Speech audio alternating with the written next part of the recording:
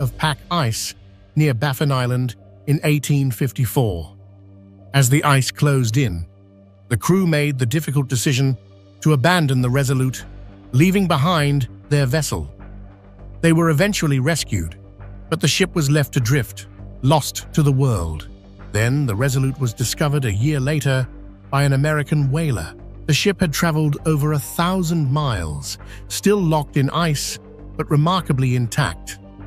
The American crew salvaged the ship and brought it back to the United States, where it was refitted and returned to the British as a gesture of goodwill and international cooperation. Number 9. SS Cotopaxi. This steam-powered freighter set out on its fateful journey in December 1925. Its appearance was eventually linked to the Bermuda Triangle, a region notorious for swallowing ships and planes under mysterious circumstances. Then, in a remarkable turn of events, the mystery of the Cotopaxi was finally solved. Scientists identified the wreck of the ship off the coast of St. Augustine, Florida, about 56 kilometers away. For years, the site had been known to divers and spearfishers as the Bear Wreck, but its historical significance was not understood until researchers pieced together the clues. They examined court records, insurance documents, and ship plans, working with the descendants of the crew to confirm the identity of the wreck. Number 8. Copenhagen. The SS Copenhagen was a grand sailing ship built by Ramage and Ferguson in Scotland and launched in 1921, 5,200 tons. It boasted 5 towering masts, rising 60 meters above the keel, and carried a sail area of 5,002 square meters. Its figurehead was a carving of Bishop Absalon, the founder of Copenhagen, lending a regal air to its prow. Yet, despite its impressive stature and advanced features, the Copenhagen met a mysterious end. On December 21, 1928, it departed from Buenos Aires, bound for Australia, with a complement of officers, a schoolmaster, a doctor, and cadets aboard. But somewhere in the vast expanse of the ocean, the Copenhagen vanished without a trace. An extensive search was mounted, but neither the ship nor any wreckage was ever found, leaving the fate of the vessel and its crew shrouded in mystery. NUM quickly launched an investigation. As they boarded the vessel, they found no immediate clues to explain its presence. The ship's name, Sam Ratulangi PB 1600, was visible, but there were no documents or records to indicate why it was there or where it was headed. However, it didn't take long for the truth to surface. As it turned out, the Sam Ratulangi PB 1600 was being towed by a tugboat named Independence, bound for a shipbreaking facility in Bangladesh. The ship was on its final journey to be dismantled and recycled, but adverse weather conditions had forced the crew of the tugboat to abandon the ship, leaving it adrift.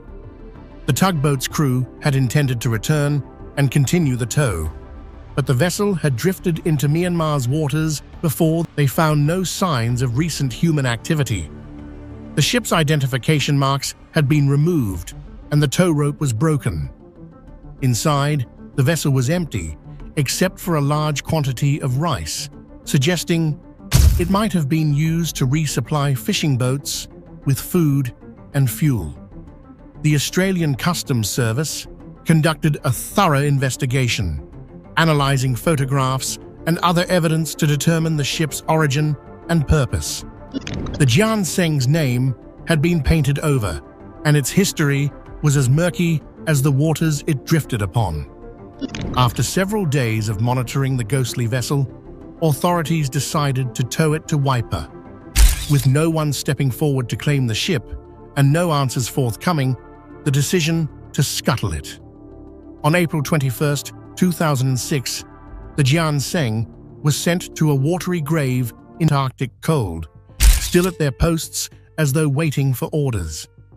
The story of the Jenny first emerged in an article in the Vienna Zeitung in 1841. The chilling narrative was revived during the McClintock Arctic expedition and appeared in an 1862 edition of the German geographical magazine Globus. According to accounts, the Jenny had left her home port on the Isle of Wight in 1822, with her last recorded stop at Callao near Lima, Peru, before embarking on her fateful journey. The logbook reportedly documented the ship's travels until January 17, 1823, marking the end of her known voyage. In recognition of this enduring tale, the UK Antarctic Place Names Committee named a feature on King George Island on the treacherous Goodwin Sands off the coast of Kent, England. This schooner was on a special voyage, a celebration of the marriage between Captain Simon Reed and his bride, Annetta. The captain, breaking with the superstition that having a woman on board was bad luck, decided to bring his new wife along for the cruise. The first mate, John Rivers, harbored a secret and intense love for Annetta. Consumed by jealousy and heartbreak, he seized control of the ship, steering it deliberately onto the Goodwin Sands in a fit of rage. The resulting wreck claimed the lives of everyone on board. Over the years, the legend of the Lady Loverbond has grown, with reports of the ghost ship reappearing every 50 years. Sailors and locals have claimed to witness the ethereal schooner sailing near the sands, glowing with an force of the waterways, known for its sturdy build and reliable service. However, its tale took a mysterious turn in October 1917, when the vessel was discovered in an unusual predicament. Captain Martin, leading a small crew of 5, set sail with the Sabrina from Falmouth, England. They carried a valuable cargo of Swansea coal, destined for the port of Saint-Brieuc in France. But just 2 days into their voyage, the Sabrina was found aground on the French coast at Roselle Point, south of Cherbourg. The ship stood completely still, with no significant damage, but the crew was nowhere to be found. The fate of Captain Martin and his crew remains one of the sea's unsolved mysteries. No traces were ever found, no distress signals had been sent, and there were no. However, it was swept away by the devastating tsunami that struck Japan in March 2011. The tsunami, triggered by a massive earthquake, cast the Ryuun Maru adrift, setting it on an unplanned and unmanned journey across the Pacific Ocean. For over a year, the Ryuun Maru wandered the seas, a ghostly silhouette against the horizon. It traveled thousands of miles, drifting silently with the currents, until it was eventually spotted in the Gulf of Alaska in March 2012. The ship was a haunting sight, a rusting, empty vessel, completely intact despite its long, lonely voyage. The U.S. Coast Guard, recognizing the danger the ghost ship posed to other vessels, decided to take action.